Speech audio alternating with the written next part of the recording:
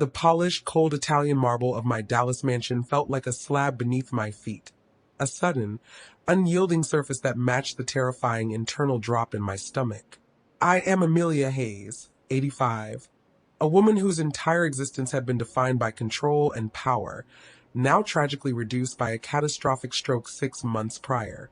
I was left with a body that trembled, a right hand that curled weakly, and a voice that, when needed most, failed me with an embarrassing, frustrating slur. For half a year, my total reliance had rested on the broad, capable shoulders of Leo Maxwell, my 33-year-old home health specialist. Leo was, everyone insisted, a savior. His movements were graceful, his smile practiced and reassuring, and his attention to my comfort absolute. He was the guardian of my fragile, post-stroke recovery, and I had foolishly lowered every single guard for him. That illusion of safety shattered into 1,000 pieces this morning. Leo was standing near the base of the towering, ornate staircase, the staircase he was paid handsomely to help me descend safely, but he was not watching me. He was fixed on a phone, his back deliberately turned, the charming mask completely discarded. His voice, usually a gentle, therapeutic baritone, was low, sharp, and dripping with triumphant malice as he spoke to a locksmith. Yes, change the main gate codes, the safe room access, and the proprietary vault access, he commanded, his words slicing through the morning quiet. Effective immediately. The owner has made a definitive personnel change. He paused for a beat, a cold smirk stretching across his face. And ensure all future correspondence, especially the trust operational statements, are addressed to Hayes Maxwell, my office. A visceral spike of ice went straight through my chest. Leo, stop that. You cannot change the vault codes. I never authorized that. My protest was a ragged, wet sound, weak and insufficient against the grand scale of the room. He turned slowly, almost luxuriating in my shock, his eyes locking onto mine, and in them I saw not the caregiver, but the cold, calculating mind of a predator. He produced a crisp, gold-embossed legal document, folded precisely, and with a casual, devastating flick of his wrist, tossed it onto my lap where it lay next to my shaking hand. Happy 3-week anniversary. My dear Amelia, he purred, the name itself sounding like an obscenity coming from his lips. When you signed those power of attorney documents last month, thinking you were updating my medical authority, you actually signed a legally binding Texas common law marriage certificate in the presence of a mobile notary I conveniently provided.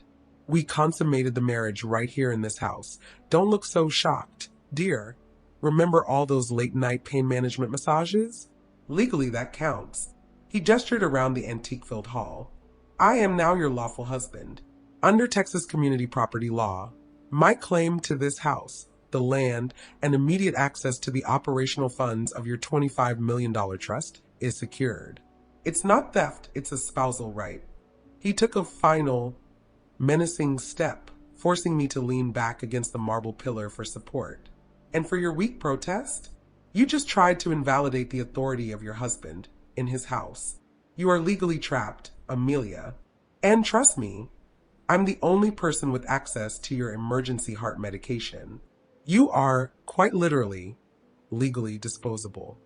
That instant, the realization that I had signed away my entire legacy and my physical security to the monster standing over me, trapping me in my own home as his property, was a blow more terrifying and lethal than the stroke itself.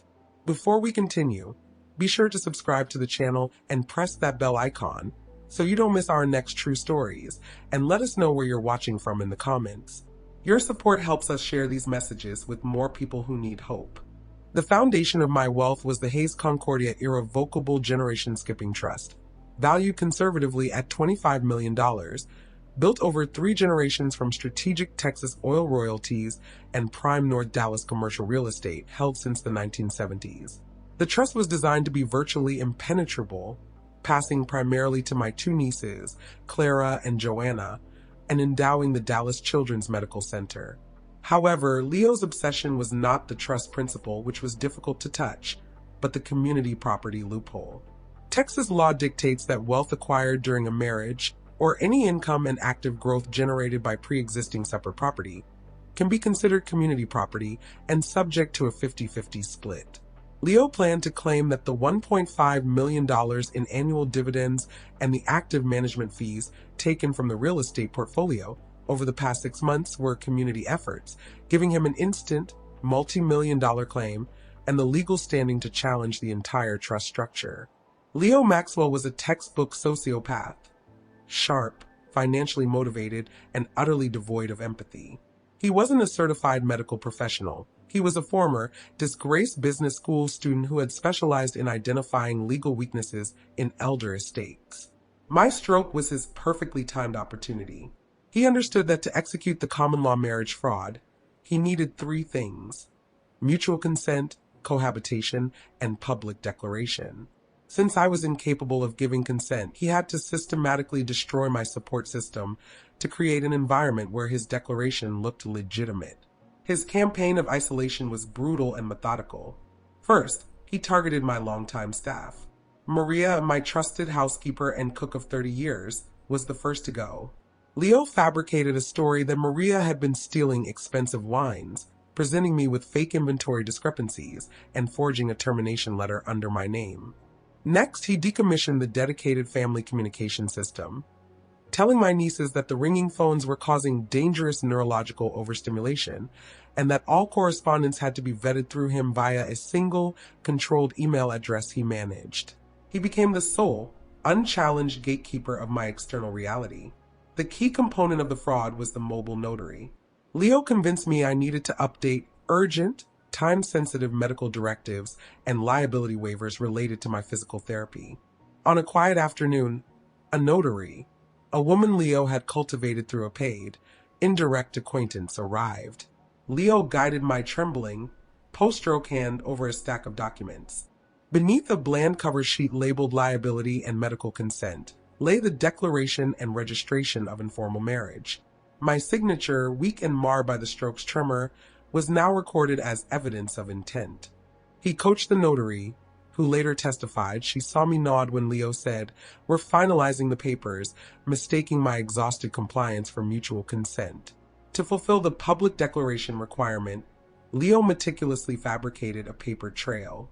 He mailed joint Christmas cards, sent in August, to a dozen unknown post office boxes in different Texas counties, ensuring a scattering of postal evidence.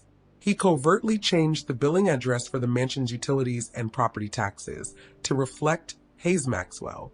He paid a small, disreputable online blog to run a tiny, unverified announcement about the surprise union of the Hayes heiress and her devoted caregiver.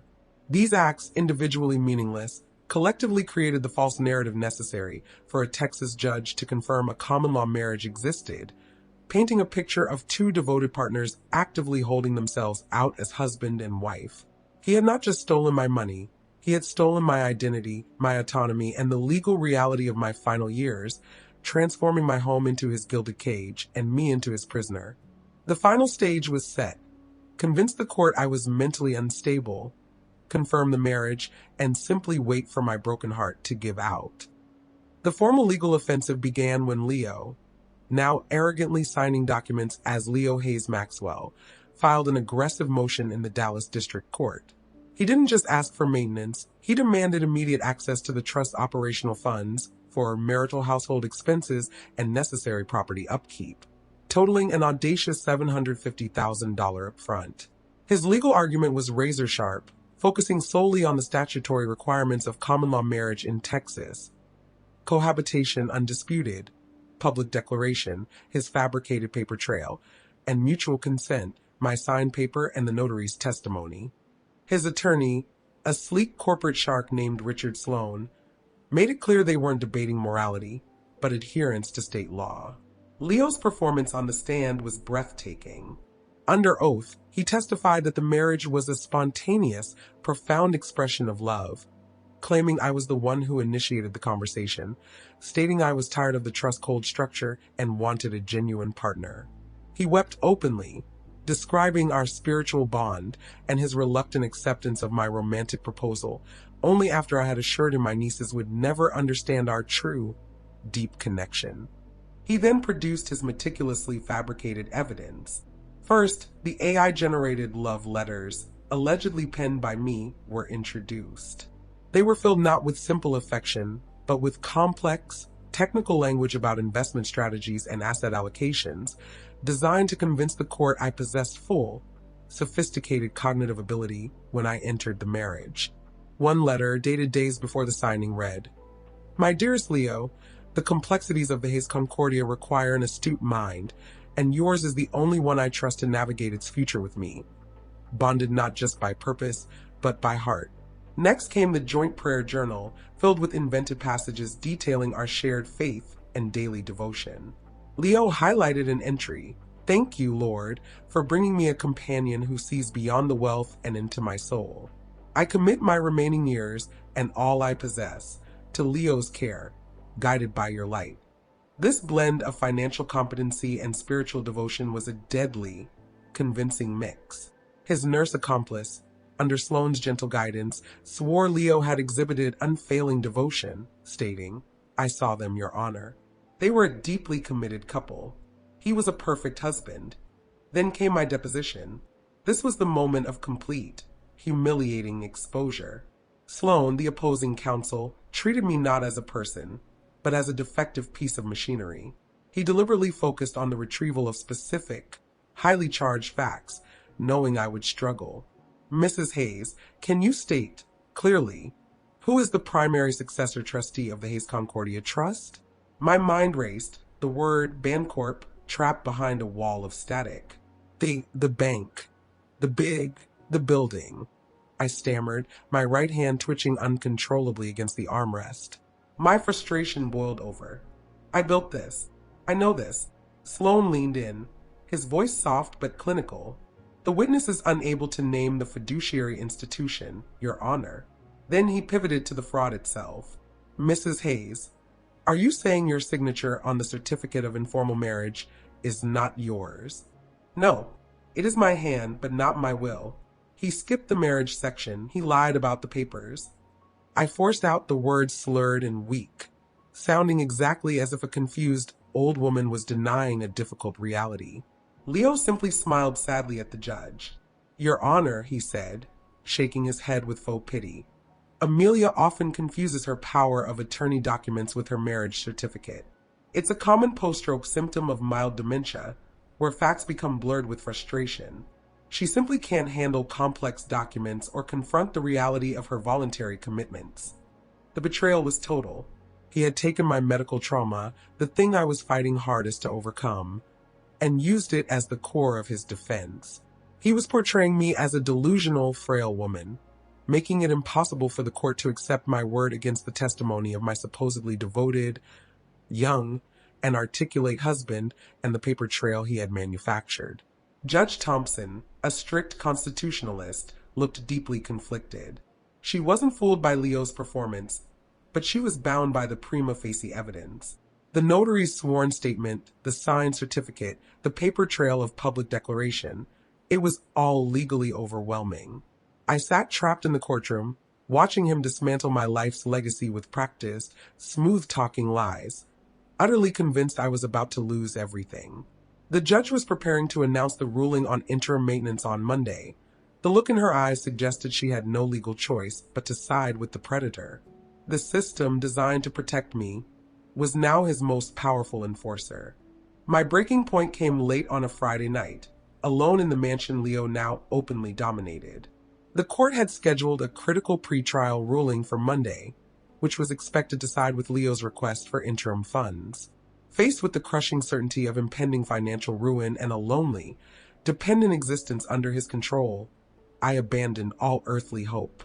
I did not pray for a lawyer or evidence. I prayed for exposure. I knelt by my bedside, weeping, and prayed for a sign, for God to intervene in the physical world and reveal the hidden, damning truth. "Lord," I whispered, the words ragged and wet with tears. My voice is broken, my hand is weak. "Send your witness. Show them the vile thing he hid." At that exact moment, 2,000 miles away in Seattle, Michael Rhodes, a former colleague of Leo's from his brief stint in a fraudulent investment firm, felt an overwhelming, undeniable spiritual unease. Rhodes, A man with a checkered past who had recently turned to faith had seen Leo's face on a small, obscure Dallas Society blog entry. Hayes heiress marries caregiver. Rhodes knew Leo was a sociopath, a master manipulator who left ruin in his wake. Rhodes had no direct knowledge of the marriage fraud, but the certainty that Leo was doing something evil was so profound, it felt like a command. He recalled a conversation years ago where Leo boasted about a disposable phone line he used for dirty work and how he backed up everything to a cloud service using the old company name as the security key. Driven by this strange, intense sense of moral duty, Rhodes hacked into the defunct cloud account. There, tucked away, was a single encrypted file labeled insurancepolicy.mp4. Rhodes didn't open it, he simply obtained the encryption key and, operating on pure, fueled impulse, anonymously emailed the key and the cloud link directly to Sarah Chun, my lead attorney, with the subject line, "The True Vows." Monday morning at the Dallas County Courthouse, the courtroom was hushed as Judge Arlene Thompson prepared to rule on Leo's motion for access to the trust funds. Sarah Chun stood up, holding a printed email. "Your Honor," she announced, her voice trembling slightly, "before you rule, the defense has received an anonymous data dump which we have verified." Sarah didn't wait for permission. She strode to the courtroom display screen and input the access information from the anonymous tip. The screen filled with a video, a grainy, shaky recording taken from inside Leo's private closet, clearly showing him rehearsing his courtroom testimony, wearing the exact suit he had on that day. Leo's voice loud, venomous, rehearsed. "Yes, Your Honor, it was a mutual declaration of love. I had to show genuine emotion, or the judge will sniff it out." He paused, adjusting his tie. "Old Amelia is lucky. She won't last 6 months under this stress. Just long enough for me to get my hands on the $12.5 million and disappear before the nieces can appeal. I forged her hand so perfectly that even the experts can't tell. I'll be sipping my ties in Bali while they fight over the empty trust. A fool and her money." The video ended abruptly. The silence in the courtroom was not just shock, it was profound moral outrage. Leo's face, moments before smugly confident, went chalk white. His immaculate suit seemed to sag on his frame. The full, cold-blooded scheme, the detailed contempt for me, the explicit intent to commit fraud and wait for my death. All of it was laid bare by his own lips, his own vanity having created the insurance policy against an unknown future threat, never realizing I would be the one to cash it. Judge Thompson slammed her gavel down, the sound echoing like a rifle shot. "Bailiff, secure the defendant immediately. Based on irrefutable evidence of felony perjury and explicit criminal intent, the marriage is annulled ab initio, void from inception. Mr. Maxwell, you are being held without bond for the most egregious case of aggravated elder abuse and felony fraud this court has ever witnessed. Take him out." As the bailiffs dragged the stunned, sweating Leo away, he collapsed, his last words a choked, panicked plea to the judge. "But the money was supposed to save me." Leo Maxwell's world did not just collapse, it dissolved. His pathetic plea to save him was met with a rapid, merciless legal machine. The video evidence was a silver bullet. No defense attorney could counter a man's own words, recorded in private, detailing the crime. He was convicted on all counts of felony fraud, criminal conspiracy, and aggravated elder financial abuse. The judge, determined to send an unequivocal message across Texas, delivered a sentence that was the absolute antithesis of the luxury Leo craved. 18 years in a maximum security prison, with a minimum of 15 years served before parole eligibility. The true, humiliating poetic justice lay in his prison assignment. Leo, who demanded an immediate claim to $12.5 million worth of prime Dallas real estate, was given the title of trustee, floor and sanitation detail. His primary, unchangeable 8-hour-a-day duty is to push a heavy, industrial mop cart and run a loud, low-speed scrubbing machine. He is responsible for cleaning the linoleum floors of the common areas, the cold concrete of the cell blocks, and most humiliatingly, the tiled floors of the infirmary, where he must scrub the grime from beneath the very beds of the elderly, indigent inmates he now serves. His constant, agonizing labor, performed for a few cents an hour, is a daily, physical reminder of the fortune he lost. He will spend his entire prime, the years he planned to live lavishly, gazing down at his own miserable reflection in the wet, polished concrete of the prison floors. The financial predator is now a humble cleaner, serving a long sentence where silence is enforced, and his only compensation is the endless, backbreaking work he must perform on his knees. I am now completely recovered, having received the best rehabilitative care the intact Hayes Concordia Trust could provide. The stroke faded, but the indelible lesson of betrayal, followed by the overwhelming, specific nature of my rescue, remains. The anonymous tip that saved me was more than luck. It was a promise fulfilled. I know with absolute certainty that God intervened, reaching across 2,000 miles to compel a stranger to expose the truth when human advocates were failing. My story is a testament that even when you are most vulnerable, silenced by illness, and trapped by legal contracts, you are never abandoned. The darkness Leo created could not withstand the unexpected, undeniable light of truth. If you are fighting a battle that seems unwinnable, or if you feel utterly powerless against overwhelming odds, do not focus on the size of your opponent or the complexity of the contracts. Focus on your faith. Release the need for personal revenge and let your simple, fervent prayer for truth be your weapon. Trust that God sees the hidden things and will send the right witness at the right, shocking moment to deliver the justice you deserve. Your support helps us share these messages of hope and resilience with more people who are searching for their own beacon of light. Thank you, and may God bless you in your darkest moments and beyond.